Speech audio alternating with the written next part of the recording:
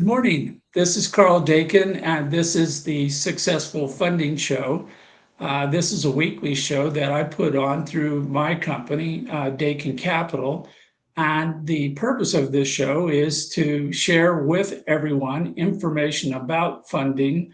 And although we concentrate primarily on small businesses and community projects, funding of anything, anywhere, anytime for some reason is on the table. And I was just chatting with my guest this morning, Adam Kemper, with FIG, about his work to raise funding for a local charity. And since I also do similar work, I'm always interested in learning how that goes.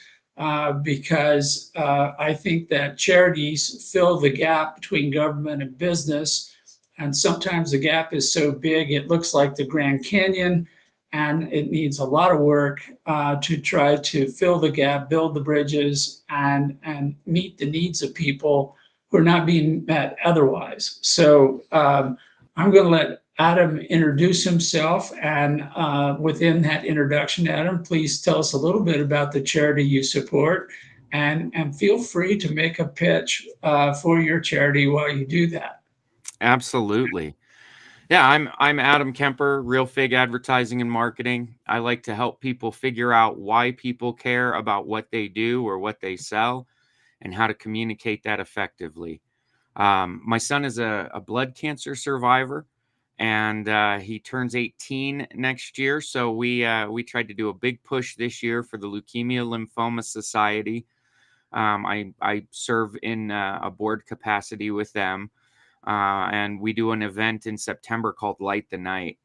Moving, amazing ceremony. We had, I don't know, probably 8 to 10,000 people in Wash Park. Just an amazing night of community and celebration. The goal for the event is to raise $1.5 million total.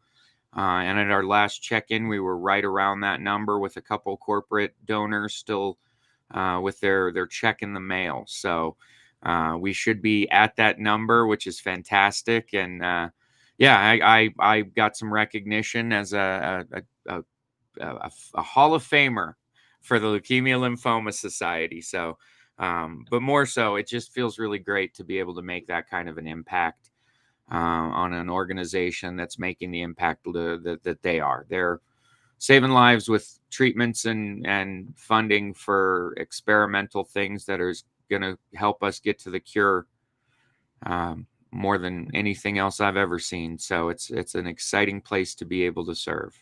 Thanks for giving me a chance. So, And on my Facebook page, yeah. there is a pinned link to my fundraising page. So if you want to fundraise, you want to give a little, if blood cancer is something you care about, please donate to my page.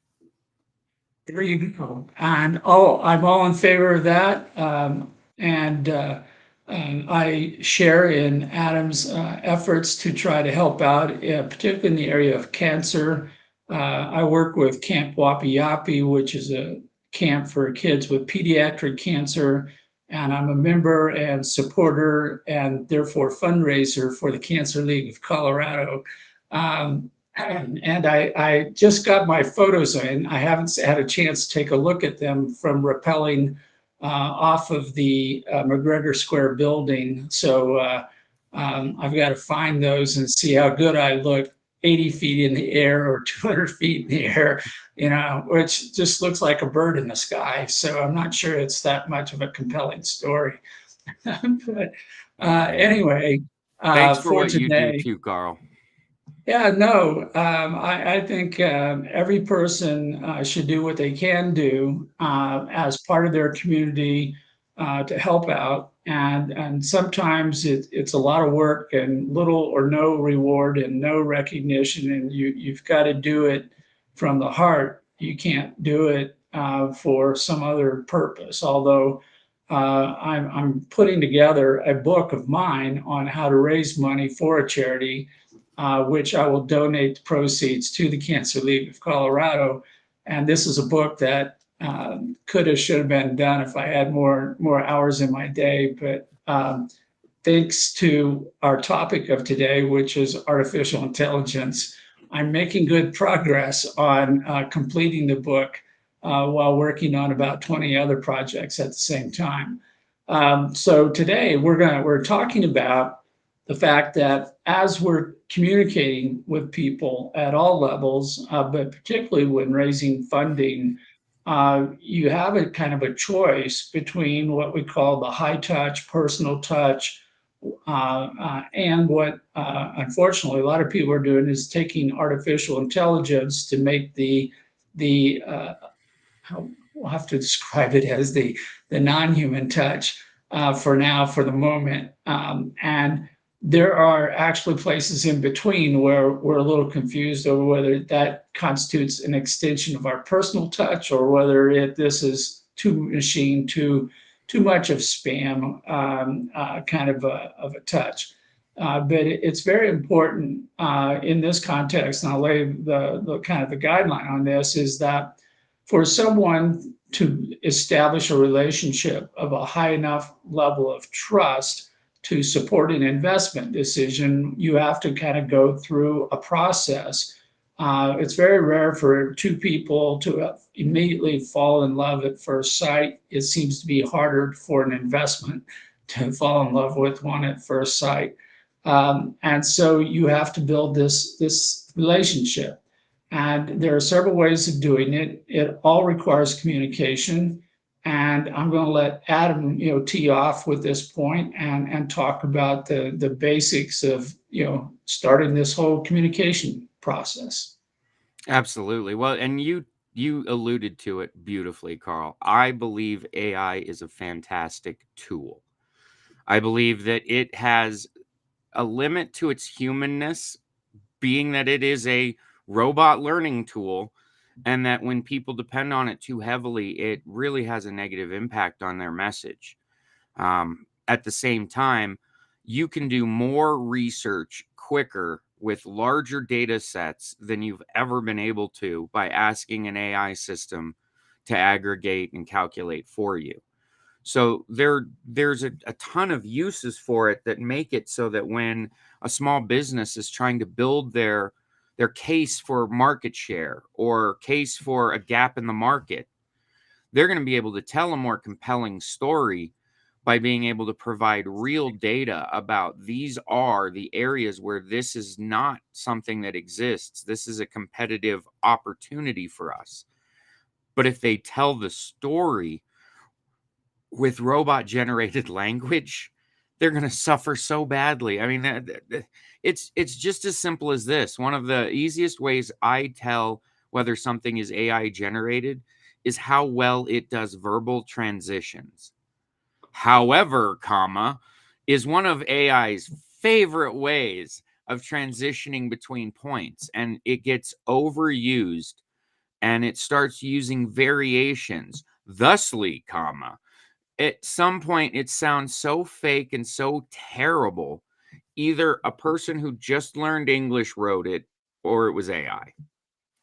Yeah, well, and this gets back to a key point that I will tie a number of things together in that trust is based upon two things as I see it. One is integrity, a belief that the person you're talking to is going to do the right thing, is going to respect you, going to take your money and treat it with great care as they try to do something more with it. The other part of that has to do with capability, which is, yeah, this person is well intended, good hearted, but they can't tie their shoelaces. So I'm very reluctant to give them any money and hope that something's going to happen. So we're wanting to build this sense of trust. We're trying to do this by all the things we're doing. And there's only so much you can do today still with AI or artificial communications, which is something even lower that falls into spamming and e-blasting and all that. And because my time is short and I sometimes am frustrated with my shortage of time, I don't respond to spam. I don't respond to blind hits with email and pitches and so forth. And I've adopted a rule that I'll spend as much time considering the offer as was made in selecting me as a recipient of the offer, which is somewhere less than 1 nanosecond. And so it's an immediately block and spam. If somebody actually writes me an email that sounds like they tried to communicate, they tried to anticipate my needs, they actually took me into consideration instead of being solely about themselves, then that's a different deal. And so part of the word we're looking for here is authenticity, and it's hard sometimes to do that, even in a Zoom call, face to face, like we're using the internet currently. As much as I like it because it gives me more opportunity to talk to multiple people around the world, I still like the in-person, face-to-face meeting, particularly for that first meeting, that first impression, because I'm not only trying to convey myself as being who I am, but I'm also studying, judging, interrogating the person I'm talking to. Absolutely. Well, and to that point, authenticity is important, but at the same time, AI gives you the ability to actually have greater authenticity if you do it right. One of the areas that you can use is to look for other things that they're interested in. So, if somebody has a lot of blog posts, but they don't put their interests up, you could search through using AI, say, search through the blog posts and find common non work interests, hobbies that they mention repeatedly. Now, people aren't always upfront, but they drop it in. If you can figure out, hey, Carl's really into croquet. On the weekends, he goes and plays croquet with his croquet club. But he's not going to tell everybody that. But I figured it out from a bunch of things. And authentically, then when Carl and I communicate, I say something about how, hey, I was out the other day looking at stuff and I saw there was a croquet club. I didn't know that was a thing. I kind of noticed that's a thing you're into. How big is the sport? It's an authentic interaction. I'm not saying it, but at the same time, not everybody's going to have the opportunity to pick that needle out of the haystack. So authenticity also can be improved by AI by having it do a little work for you to find out what are they really talking about? What do they say? Do they have things they repeat regularly as far as activities, etc.? And if any of them resonate with you, you just picked up a detail that subtlety is usually required to find, and that shows a different level of care. And if you're trying to get somebody's investment, show that you're going to care for their baby that they're going to help you build. They're going to be a lot more interested in helping you when there's care and detail focus in your mindset. So AI can help you look more authentic. Yeah, I am going to reach out to our audience. We have with us Don Cohen. Don is one of my mentors and part of a growing pool of advisors for people who are helping businesses be all they can be. And Don has put on hundreds and hundreds and hundreds of live stream shows on LinkedIn.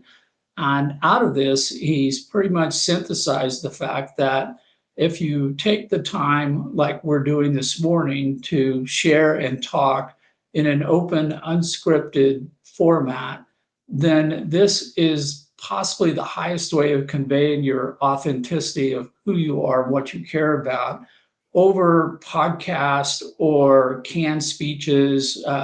We've all seen politicians recently yelled at for using a teleprompter and or having their entire interviews recut, to give a better answer than what they gave themselves. And this lack of authenticity is concerning to everybody, and particularly when you're talking about electing somebody to office, you would want them to be as authenticity as possible, authentic as possible. But they're politicians, so I'm not going to go down that road. Yeah, no, an It's AI avatar would be an equal authentic Right. version, in my opinion. Just give me an Right. avatar.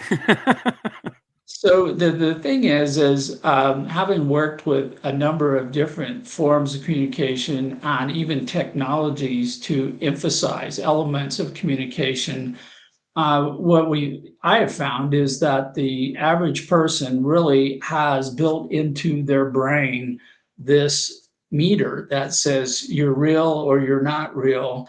And we talk about, well, he spoke like he had a robot voice, which is, one of these common ways of talking about it.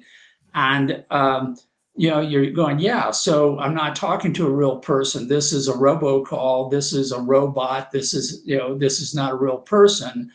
And if I were simply seeking information on how to get downtown on RTD, that would be okay. That's a perfectly legitimate place because I'm not going to distrust this robot to send me to the wrong city. But if I'm asking their opinion, and particularly if I'm talking to an expert, and I talk to experts all day long to buffer or amplify what I know, I want to know if I'm getting a good answer. And so I have this little meters in my head saying, do they know what they're talking about? Do they have experience that would contribute to what they're talking about? Is their knowledge more academic than it is street knowledge, which sometimes is a good thing and sometimes it's a terrible thing. But the meter's always on. And so when you're listening, watching, talking to someone, if it's not a true, authentic person coming across, then you are going to start having suspicions, and suspicions lead to fears. Fears lead to indecision or no decision. Well, how do you address that when you're communicating with someone? Well, it's interesting. I don't have the numbers here at my fingertips, but few friends of mine in marketing were recently discussing there is a definitive dollar line that's kind of coming to exist of if I'm asking or selling or involved with something that costs more than X, then the authenticity, the trust, the human interaction grows exponentially. You're absolutely right. We were talking about a person who has a chain of those drive-through car washes, where you get on, they have like 3 or 4 employees at those. They're not an unmanned business. But how AI fills in every other customer service gap now in his business with the telephones and the internet and all of that. Because if you're asking how much is a subscription, how often can I use it, you're going to trust a robot voice back. But if you are servicing, we were talking to another guy who does large service. And if my car doesn't work, I'm at risk. My job's at risk. My family's at risk. So there's a risk dollar line right in there saying that my customer will not feel safe if I don't give them a human answer that is custom to them. So we're finding that there is actually a line starting to come to definition in the marketing world of saying, under this dollar value, it's a reasonable thing to find a place for AI. Above this dollar amount, it needs to only work more behind the scenes. Client facing computer interaction is going to be a liability. So yeah, I mean, it's the same thing with funding a business.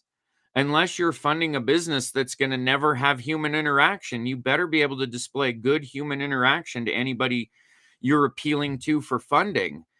And I don't think there's a floor on that, because at the end of the day, unless you're taking a product of AI to try to fund, I this is too big financially of an ask for that meter to be comfortable in your head. And it's this new territory we're in where, as an industry, we always like to try to define lines as marketing, and we're actively working to define it. But we can definitely see that anything that requires a certain amount of trust, because it has a larger effect, you're messing with my money, is the biggest one we've tracked it to.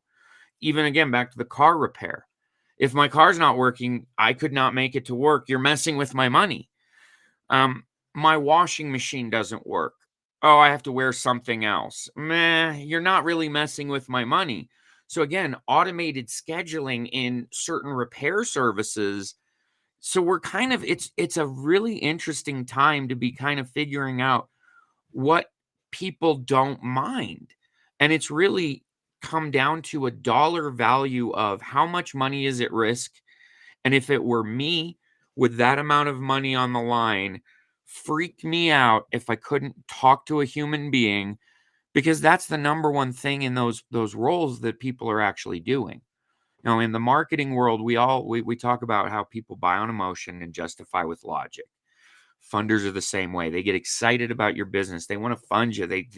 Now they're looking for the logic. Give them the logic so they can justify it.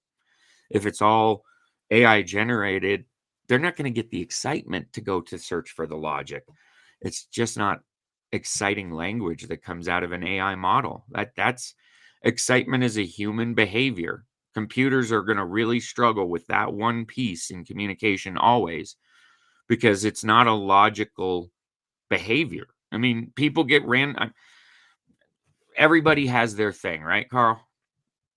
They do, and you raised a number of points that we may never get through in the remainder of the hour, but um, I'm going to come at this from a couple different directions, because the dollar amount is really a critical threshold issue that has been kind of at the heart of investment crowdfunding and the overburdensome, completely useless rules and regulations that are still in place relative to investment crowdfunding.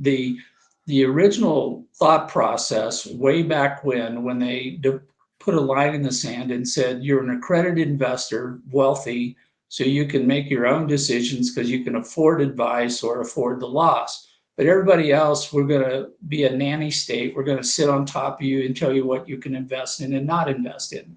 And this went from the 1933 up until essentially 2012, when they passed the Jobs Act in the middle of the recession. And they said, we need more entrepreneurs with more money doing more things to regenerate our economy. And at that point, they said, no, we're gonna take this away. We're gonna leave a lot of stupid rules in place, but we're going to authorize investment crowdfunding where everyone who's 18 or older can invest. And the thing was that they had all this stuff in their head from the way they used to do it with large dollar accredited investors, and they've yet to adopt to the new reality that as a small investor may only invest $100. And Devin Thorpe, who I'm a fan of and supporter of with his super crowd, is advising people to set up a passbook savings approach of $100 per month in a different small business somewhere as an alternative to Wall Street. And the point at this is that I go back to the regulators, and I work with them very closely as much as they'll let me, and I've got some great relationships there. Is I go, you used to tell somebody they weren't smart enough to make an investment in a business for whatever reason. It was assumed because you didn't have the money, you were stupid. And this, I will say, this is false premise carries over. But today, if you're buying a house, the average house is like $300,000. If you're buying a car, particularly one of those new pickup trucks that cost you $60,000, $70,000, that's a lot of money. And to your point, I'd want to trust everything I'm doing in and around those two decisions, which is why you have inspectors and title and insurance and all these other things going into the decision making.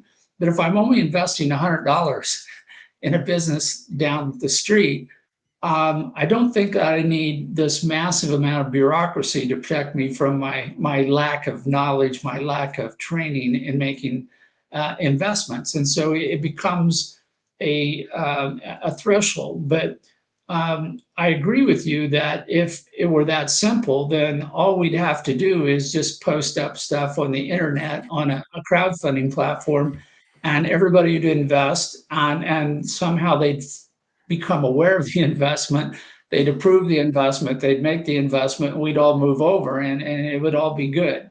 But one of the things I recommend to my clients is we always want to hear the backstory, because as you described it, they're not truly investing in the business. They're investing in the people who are running the business.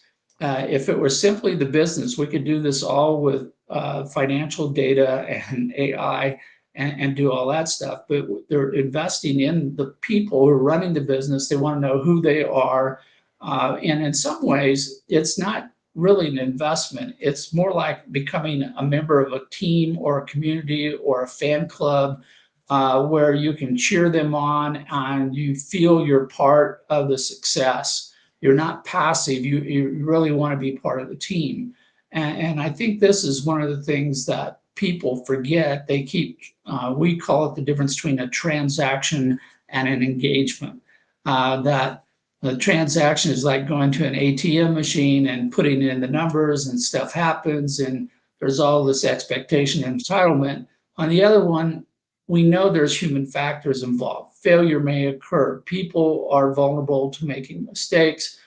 Markets change without our with our participation, and we have to adapt to that. So I think it's important to get to that issue of telling a story from a human standpoint so that somebody can relate to and work with and support that person or group of people who are the leaders of that business or community project or whatever it happens to be. And if it's not there, we're not going to do anything. We're gonna basically sit on the sidelines and watch.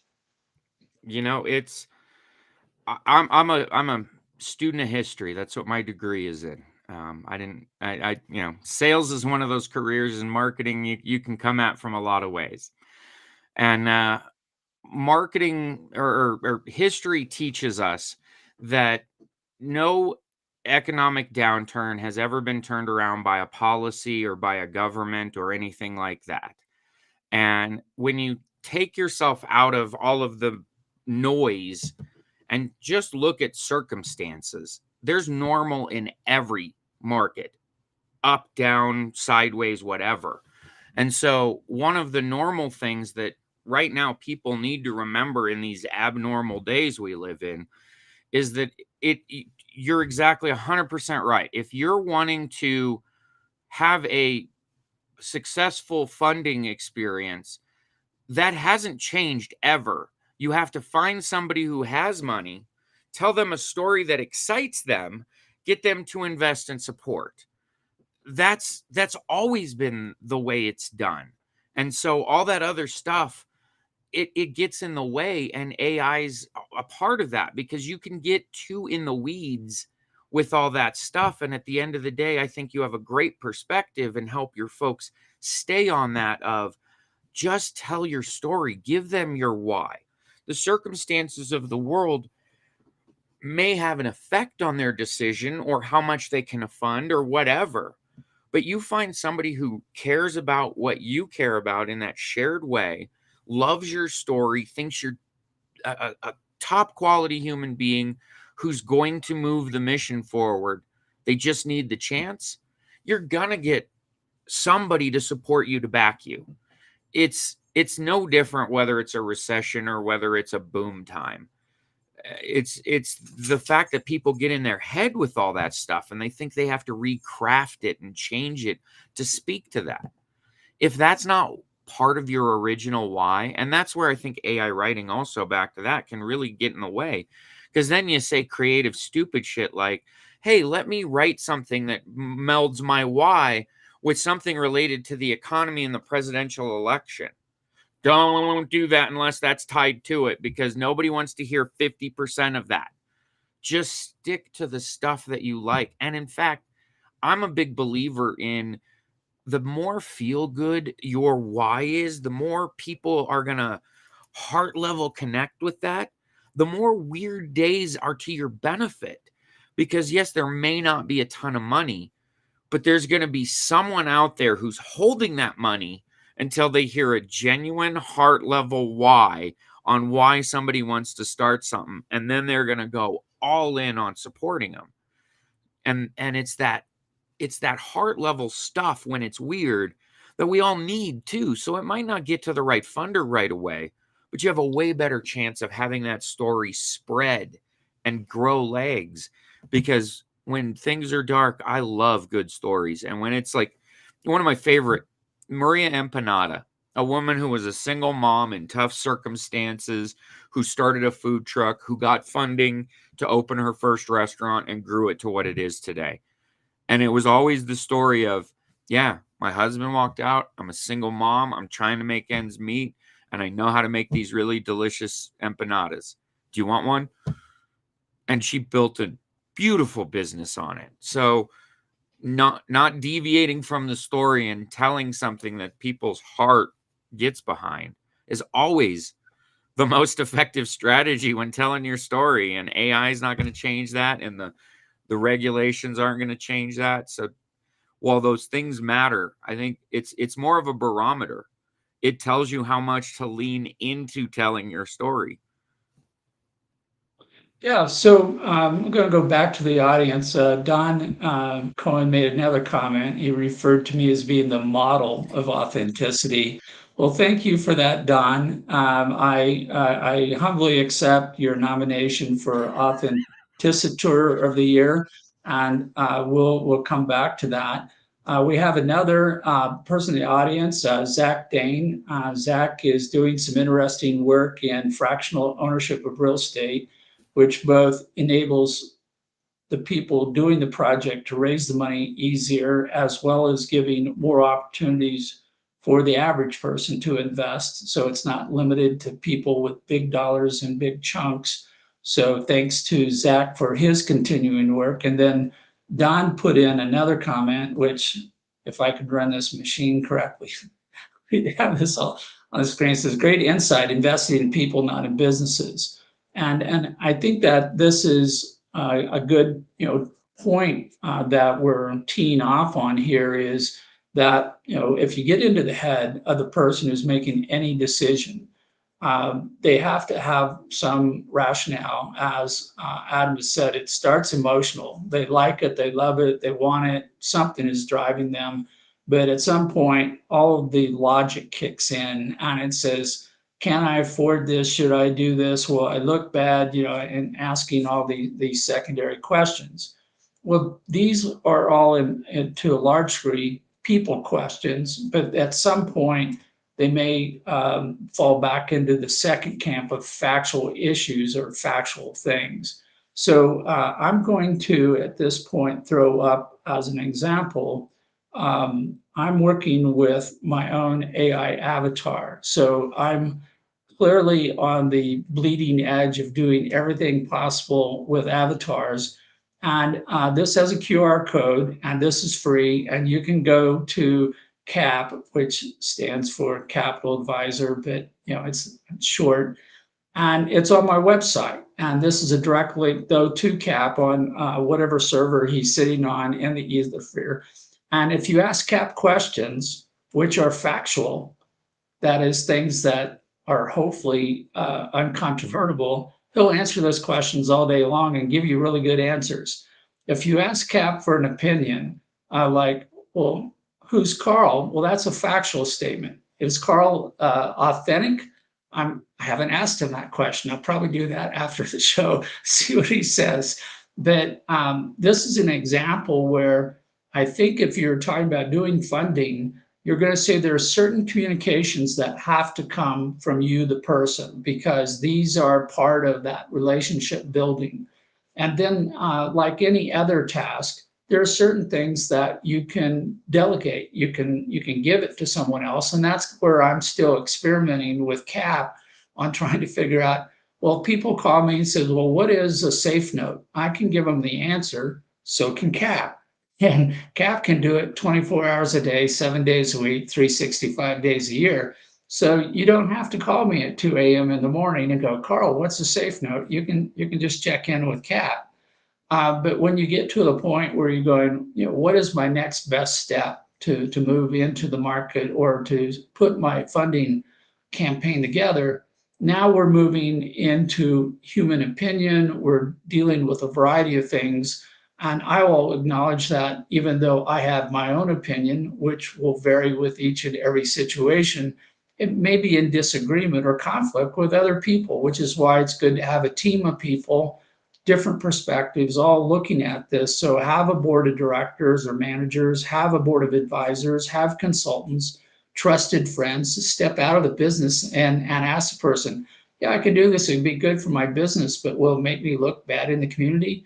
Yes, it will. Then maybe you shouldn't do that. So uh, you've got to make sure you've got all the voices, like a massive schizophrenic, in your head talking to you about what you're doing all the time, so that you don't go off on an ego trip on your own and find yourself somewhere you don't want to be. But yeah, I invite everyone to use CAP. It's there as a tool of mine to be an extension of me to answer questions about funding. And we're constantly adding content from this show, transcripts from my daily newsletter, Instant Funding, so that CAP is trying to talk about me, from me, and giving you what facts I think are out there. So you will find that it's built on top of the OpenAI ChatGPT platform, but it has its own body of knowledge that sits over and acts like a more moderated source of information, with information you won't find on ChatGPT, because I get into the weeds on all kinds of ways of raising funding that Chat still is learning about. But this is an example, I think, of kind of managing AI, managing communications, to draw the line between those things which require touch and those things you can hand off to let your AI or your computer or pre-scripted, whatever it is that you've done, do the rest of the work that still needs to be there.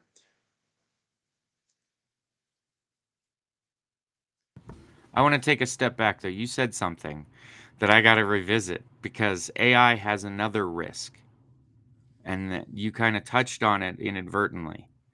So, depending on the system, depends on your data's privacy.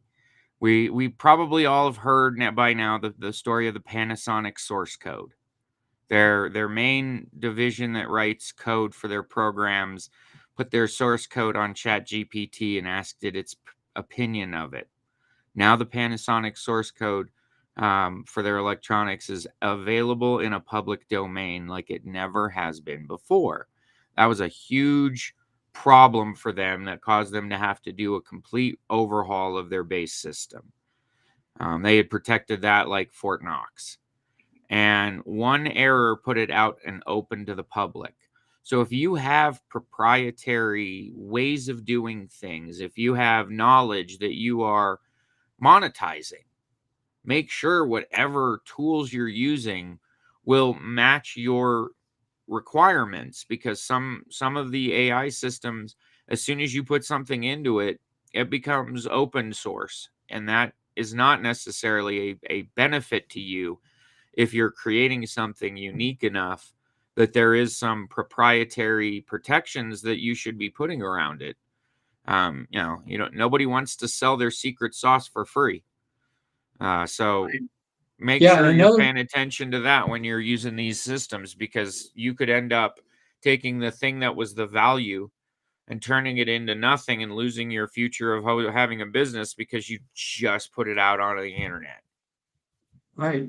Another problem is that AI wants to please you so much by giving you an answer, because that's what it's there for, that it will go so far as to give you something that's not correct or true or accurate.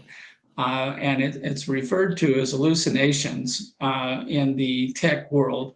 But essentially, if you think of a bell curve and you ask, and because this is not a sentient being, I keep having to explain to people, this is not, like your cousin sitting, across the hall listening and speaking, answers. It's not a real person. It's an aggregation of data based upon volume of numbers. So if you ask a question that is a mainstream question, middle of the road, that everyone has access to somewhere, somehow, you're going to get an accurate answer. But if you start going to the edge of the bell curve where you're asking it things that are unusual, more unique, maybe way out there, the higher the probability is you're going to get an answer that was constructed to make you happy, but may not be as accurate as you want it to be. So as you work with AI, it's still at a point where we have some more evolution occur before we get to a point where it's self-checking to make sure it hasn't given you an answer just for the sake of giving you an answer. And if you're a lawyer, know that this has gone wrong. There was a lawyer in Florida who was disbarred because his AI cited fake case law. And when he went to defend it, he used his AI, and his AI built a defense around fake case law. And when he presented that to the judge, the Florida State Bar said, "You're done."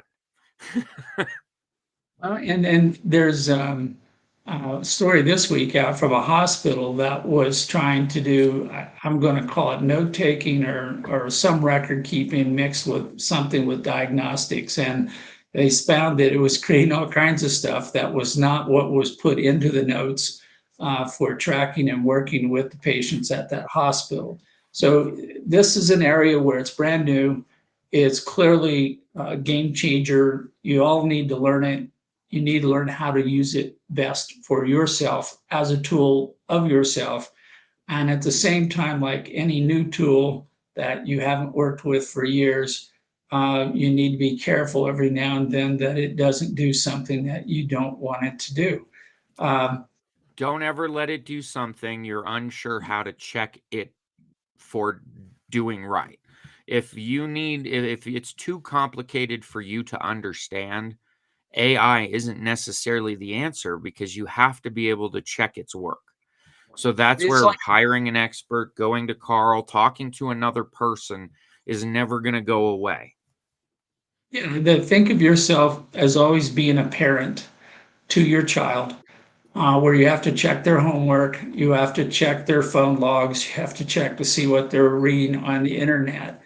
At this point today, you're the parent and you have to always be in charge because at the end of the day, it's a tool of yours. And if somebody goes out looking for liability because something was done wrong, they are not suing the AI, they're suing you. And so you're ultimately responsible. So I think this then, gets into more of what we were talking about at the outset of the show. Is now we're talking about building trust.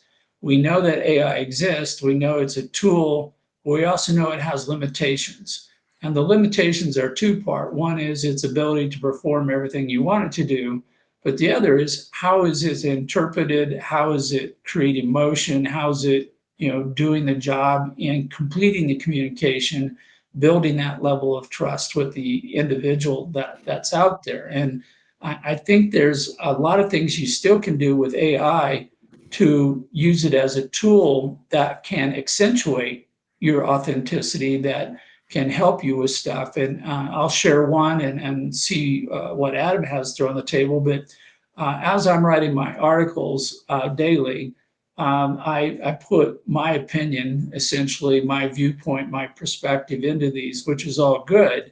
But I'm using AI to say, do you know anybody who agrees with me, who's written an article? Might be somebody's, well, not somebody, but most people who are smarter than me, who have written something as an expert, or they've got data, they've done a study, they've done something. And I use the term validation for this whole group of activities and saying, you've said something, and as much as everybody wants to believe you, everybody also knows you're biased in favor of whatever you just said. You can tell them 100% accurate statement, and they're still going, yeah, but it's your statement about you or something. So there's going to be this little buffer in there. But if you can get a third party, to say something about you that is validates you, certifies you, bolsters what you're saying, provides a study or third party data to back it up, AI can go find that. AI can bring it in. AI can help you put that into your story, into your pitch, into whatever you're doing. So as Adam was saying earlier, I've got some data here about the dollar amount, that's there.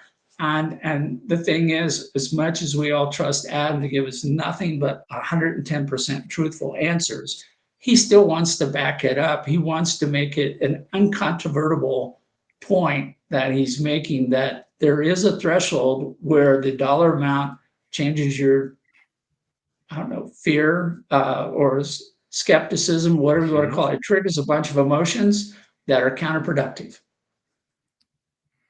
Absolutely. Yeah. And the more serious something is, the more you want to have uh, a level of validation that is external. And it's not, it's the statistics from, some organization that the universe considers more incontrovertible than you.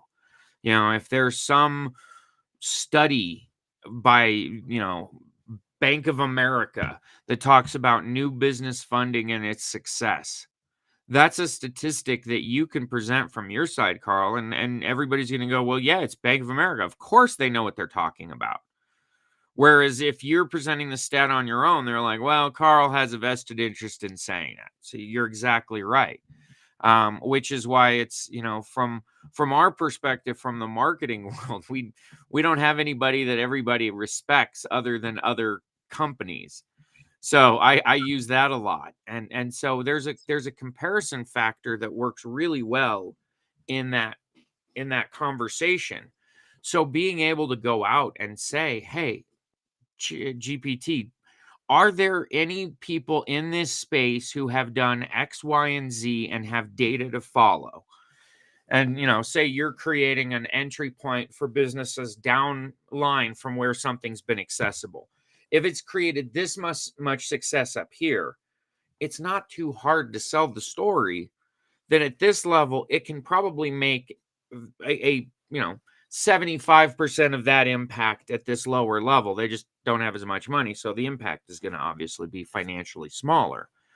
But what it means to the business is actually larger when you can say, hey, the biggest companies in the world care about this.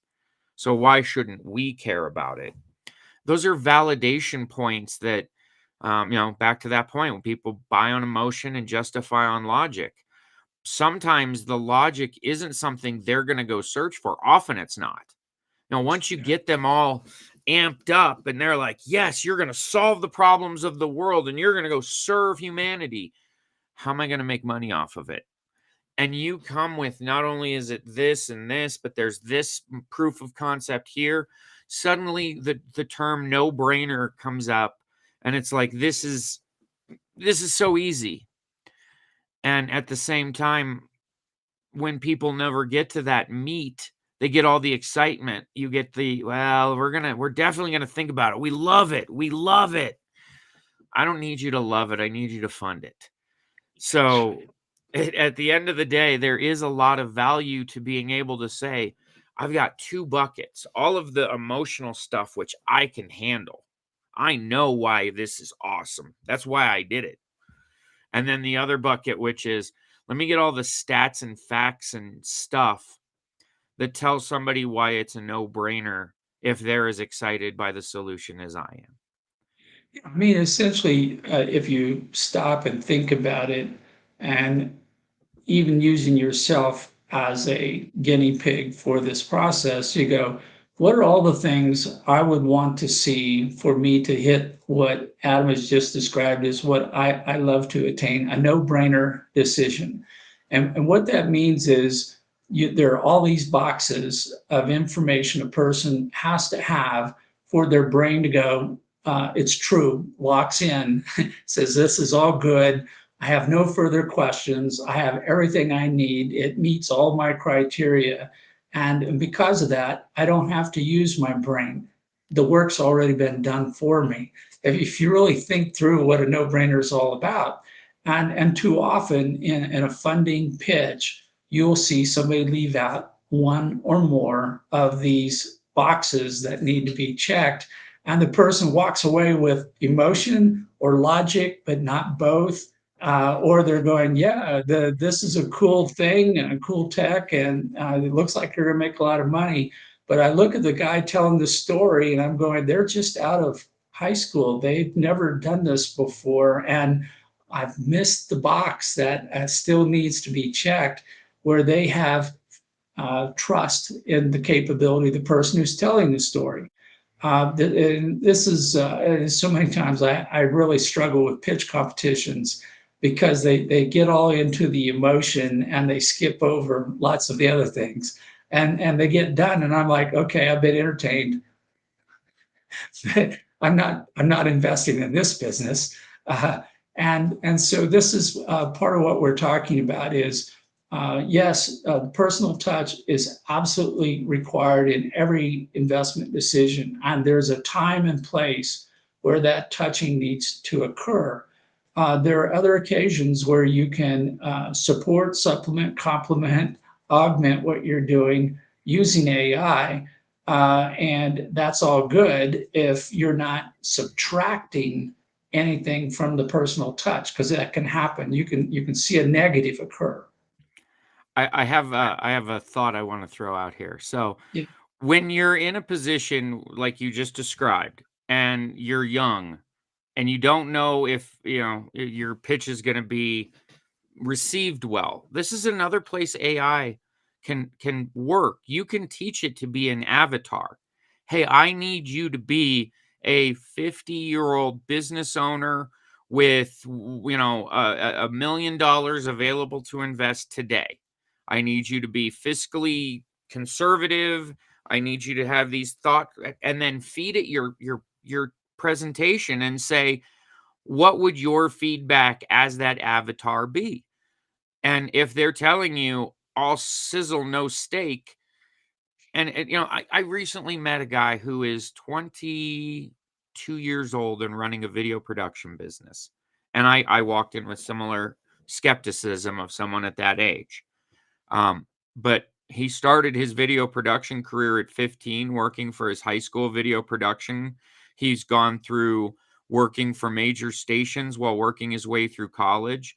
He actually has dang near a decade of experience already, which is wild to think about. But like 2 years from now, he'll be able to say 10 years of experience. His story has to be told right, or else he gets blown off as a young kid with no experience. But he's a young kid with way more experience than some people my age. So you Yeah, got to I make told sure you this. get to the steak. I remember telling people when I would walk into a conversation where I'm supposed to be wearing the lawyer hat, and we're deep into the technology, so deep that we're over our shoulders and getting deeper. And they go, "How do you know this?" I said, "Well, I grew up on a farm with baling wire and a pair of pliers. I had 18 years of field experience before I left the farm to go to college." And they're like, "Okay, that's a good story. That's a good backstory." Because yes, I was constantly placed in a problem solving situation with under resourced. It sounds great. I can put all these verbs with it, but basically we were told, go fix it. And that was our instruction set. And we weren't supposed to come back till the problem was fixed. And we had to use whatever was available. And sometimes we did some really strange things to solve the problems because that's all we had to work with. But all good things there. I want to say hello to Usman. Usman reads my newsletter every day and is kind enough to shout out and comment on every newsletter I post. So, Usman, thank you for being with the show today. And this is bringing us towards the end of our hour. And Adam, I do want you to hang over for a couple minutes afterwards if you're available to throw some strange opportunities across your bow there and see how you react to them. But uh, the point of this show is that we're trying to help everyone who's out there who's raising funding to get a better handle on where they should draw their own line, because it's going to vary with each and every one of you that's out there. That in some cases you may not be proficient in using AI. That would be like giving a sharp knife to a child, and that's not necessarily a good thing. In fact, I can almost guarantee an outcome that's not going to be happy. And if you don't know, then we're also recommending that you get more proficient, that you look at the different things, because there's some stuff like CRMs and workforce management and so forth now that are AI augmented, which I think are almost essential to today's business without diving headfirst into ChatGPT or one of the other equivalents that are out there, where you may be getting into the deep end of the pool before you're ready to start swimming. But I think it's something everybody needs to know. And then think about how it can improve your authenticity. Think of the core things that make a no-brainer, whatever that list is that you think will get somebody to fund, and then have it help you do that, and think through how it can do that, when it's a good helper and when it's a bad helper along the way. So Adam, so for as we're coming up to the end of the hour, what great insights have you gained from today, if any? But what great insights would you like to share with our audience? Well, it always boils down to the basics. No matter what happens in the world with technology and all of that, it's who cares about what I have to say and why do they care? And how do I speak to those 2 points? How do I tell them I am something you should care about and I align with you because of X, Y, and Z? That's it. That's all the human brain has ever been built to do is sort in or out. And so all you're doing is trying to communicate to those people that same message. Don't overcomplicate it. So this is an interesting point, because when I'm doing a new capital campaign, I use ChatGPT, and typically the first thing I say is, lay out the, framework for the offering memorandum, your primarily pitch. But before I dive into anything beyond that, before I start crafting the offer, I now ask ChatGPT who will benefit from the success of my business, my organization, my client, whoever I'm talking about. And then I ask it to describe the benefit, to go down another level deeper. And then, what I'm doing is I'm profiling the people who have the greatest reason to invest, because somehow, some way, my success becomes their success. And because of that, that's who I want to talk to. That's who I want to pitch. That's the offer I want to make, because everybody else is going to fail the care test that you just talked about. Who cares? Well, I see it. They're doing good work, but I don't care. They're not going to write you a check. So move No. on. Yeah. I mean, it's trying to sell beer to a wine drinker. Stop trying. They're not that product's consumer. And knowing that piece starts you off in a place where you can sort out everyone who isn't interested in it, and you don't have to deal with the negative feedback that creates that head trash, that creates doubt and fear that your mission isn't what you thought it was. Those are all things coming from people who don't align, don't see, don't have an emotional attachment to that mission. It doesn't invalidate the mission.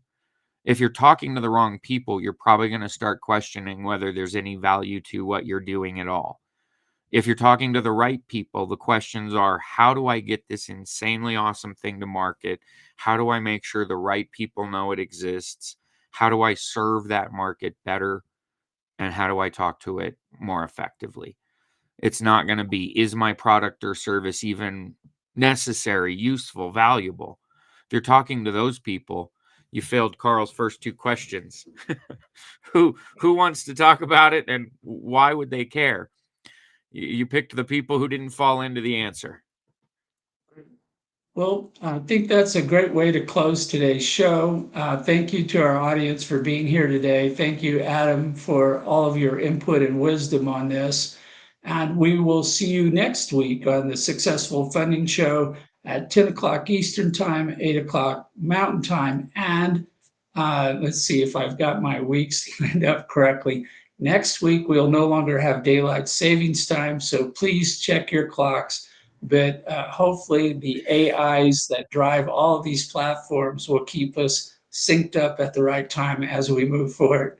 So take care, everyone, and we'll see you next week.